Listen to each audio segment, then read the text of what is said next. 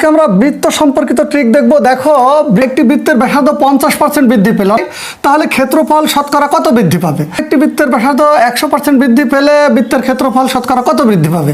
ঠিক একইভাবে এই অঙ্কটাও একটি বৃত্তের ব্যাসার্ধ 6% বৃদ্ধি পেলে এর ক্ষেত্রফল কত বৃদ্ধি পাবে? দেখো, বৃদ্ধি পেলে অর্থাৎ 50 যোগ করবা, আবার 50-এর সাথে যোগ 50 গুণ 50 ডিভাইডেড বাই 100। ওকে, আর এখানেও কি করবা? 100% বৃদ্ধি, কিচ্ছু না, শুধু 100 যোগ 100 করবা যোগ, আর 100-এর সাথে 100 এবার গুণ করবা ডিভাইডেড বাই 100। এই তাহলে দেখো, এই 100 কেটে দাও, 100 আর 100 200 যোগ এই যে 100, তাহলে কত হচ্ছে?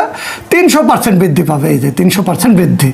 সো এই যে এটা দেখি, তাহলে এই শূন্য এই শূন্য এই শূন্য এই শূন্য কাটো, তাহলে 5 5 25, 50 আর 50 100, 100-র সাথে 25 যোগ করো, তাহলে কত? 125% বৃদ্ধি পাবে। তোমরা 3 নম্বর করে কমেন্ট বক্সে উত্তর লিখবে। আশা করি বুঝতে পেরেছো। আজকে আমরা বৃত্ত সম্পর্কিত ট্রিক দেখবো। দেখো,